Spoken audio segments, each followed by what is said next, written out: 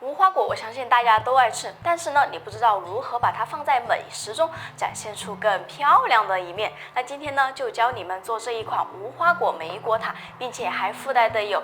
无花果酱的一个做法哦，大家记得点赞收藏。首先，我们把低筋面粉、杏仁粉、糖粉，还有盐过筛，我们可以过筛2到3次。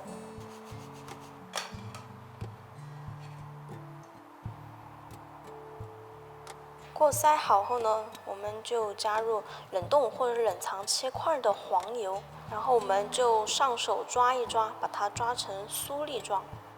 接着就把蛋液一次性加入进去，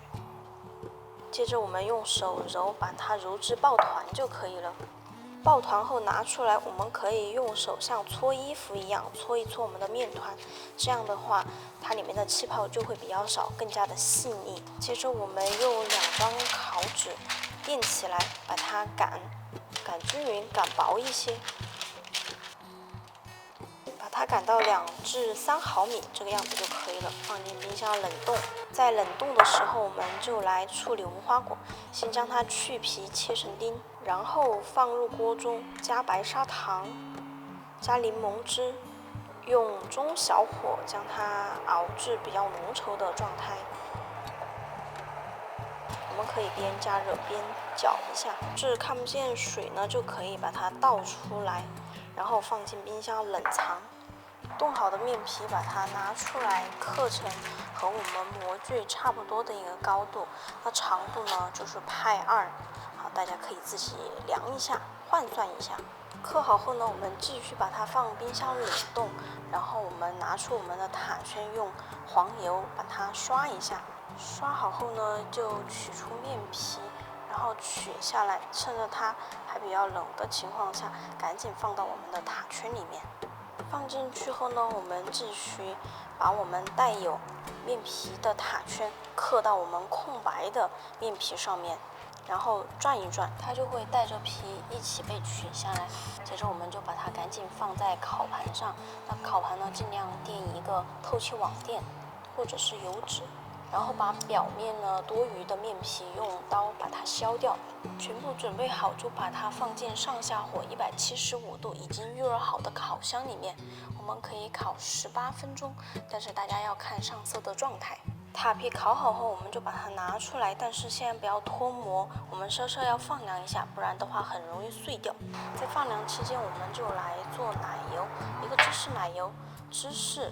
加上糖，稍微把它搅拌顺滑，加入奶油，将它打发到顺滑的一个状态就可以了。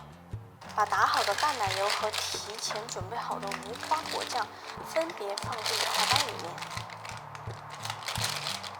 然后选出好看的无花果，将它切成好看的片状。全部都准备好后，我们就进行组装。先把塔皮脱模下来，然后挤上无花果酱，大概6到7分满这个样子。接着把芝士奶油挤上去，多挤一点。用抹刀或者是刮刀抹平整，然后在中间放一颗树莓或者是蓝莓，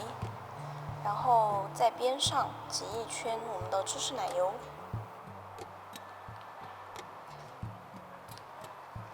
最后无花果按螺旋形状摆上去。